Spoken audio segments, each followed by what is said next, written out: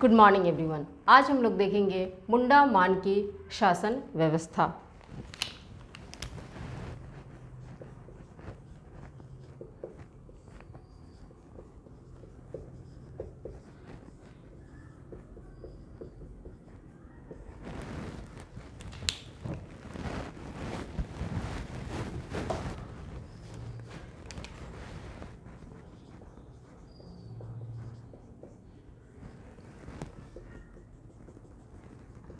मुंडा मान की शासन व्यवस्था हो जनजाति की पारंपरिक शासन व्यवस्था है।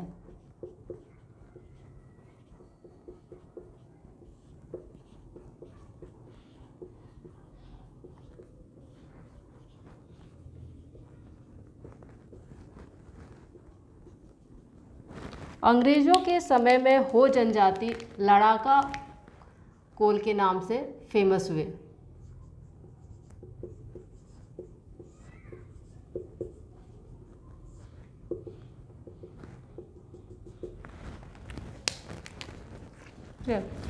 जनसंख्या की दृष्टि से देखें तो हो जनजाति झारखंड की चौथी सबसे बड़ी जनजाति है।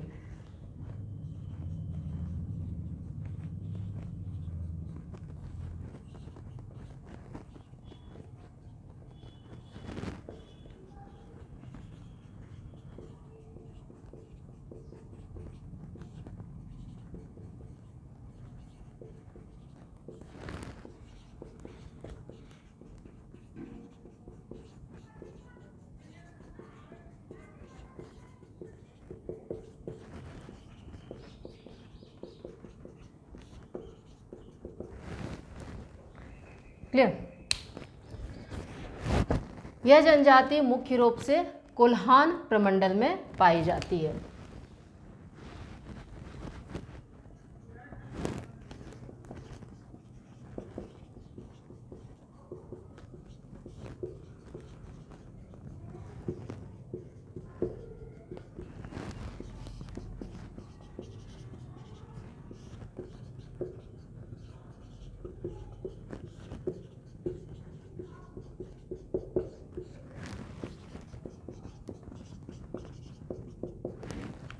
कोल्हान प्रमंडल कहने का मतलब है पूर्वी सिंहभूम,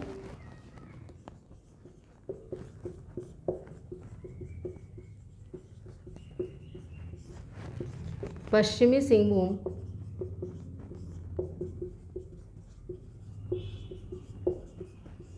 और सरायकेला खरसावा।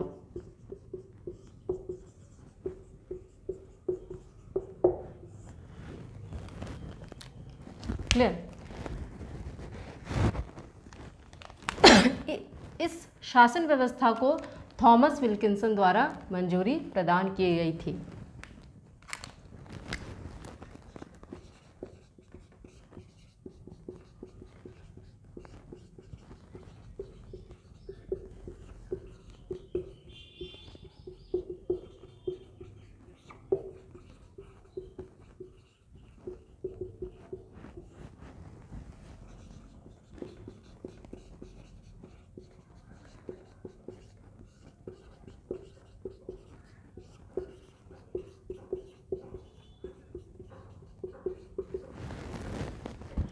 क्लियर? बात करें तो 1820-21 में हो विद्रोह हुआ था और हो हार गया। 1830-32 में कोल विद्रोह हुआ, इसमें भी हार गया, लेकिन हारने के बाद भी अंग्रेजों को झुकना पड़ा। क्लियर? बात करें तो 1830-32 में कोल विद्रोह हुआ। सॉरी, ये कोल विद्रोह कर वसूली और अंग्रेजों के मनमानी के विरोध हुआ।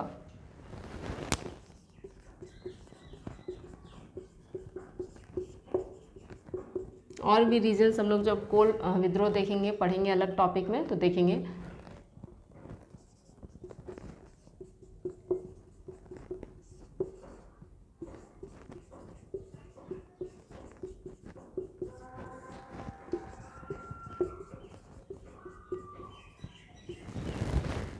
क्लियर?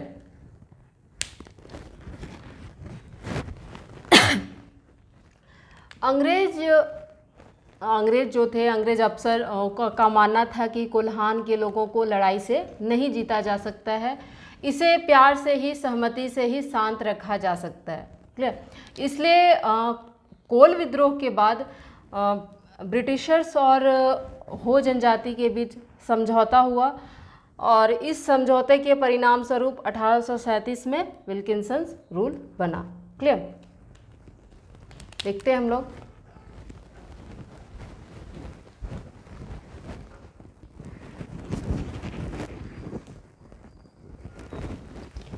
आगे देखते हैं। 1830-32 में कोल विद्रोह हुआ और ये विद्रोह कर वसूली और अंग्रेजों के मनमानी के विरोध हुआ। क्लियर।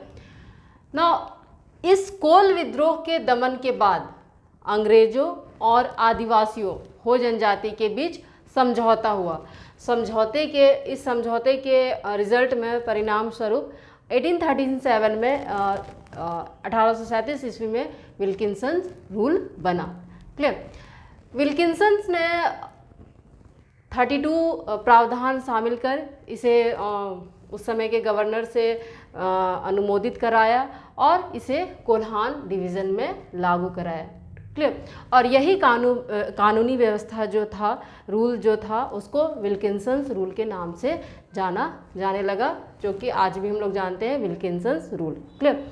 और यहाँ के सभी मुंडा को, विल्किंसंस ने यहाँ के सभी मुंडा को, जो मुंडा ग्राम प्रधान होते हैं, उनको अपने गांव का राजा घोषित कर दिया। क्लियर।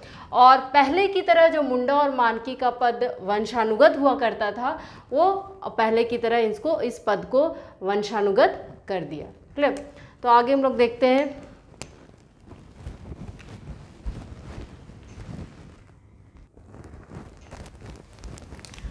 आगे देखते हैं हम लोग।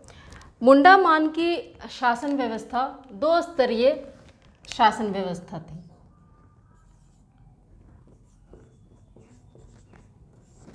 एक ग्राम स्तर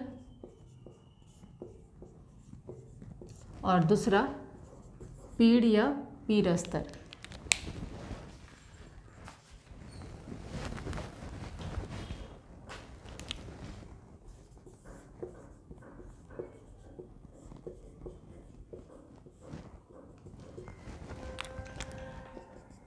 ग्राम स्तर में ग्राम प्रधान होते थे, ग्राम प्रधान होते हैं।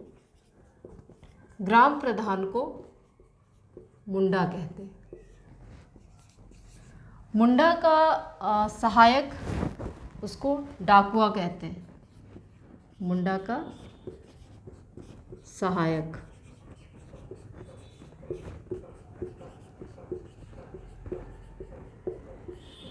क्लियर। मुंडा का कार्य होता है प्रशासनिक, न्यायिक एवं राजस्व वसूली। क्लियर। प्रशासनिक कार्य देखना,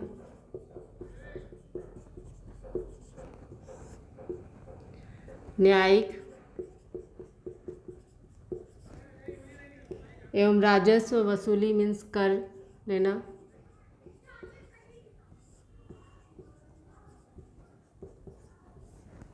ये कुछ कार्य होते हैं। क्लियर। धार्मिक प्रधान,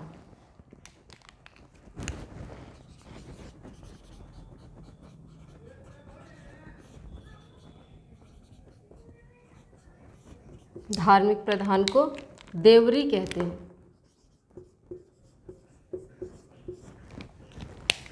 देवरी का सहायक,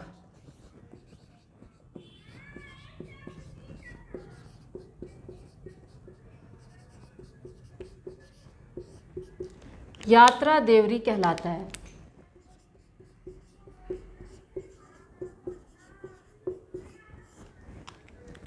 क्लियर। तहसीलदार, राजस्व अधिकारी,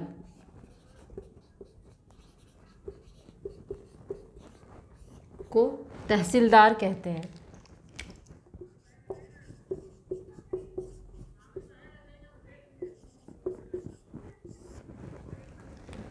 क्लियर। जो मुख्यतः लगान वसूली का कार्य करते हैं तहसीलदार। क्लियर।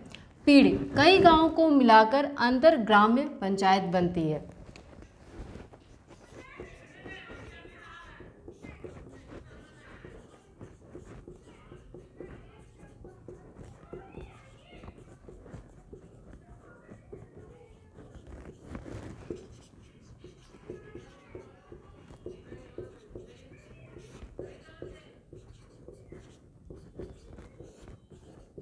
जिसे पीड़ कहते हैं। क्लियर।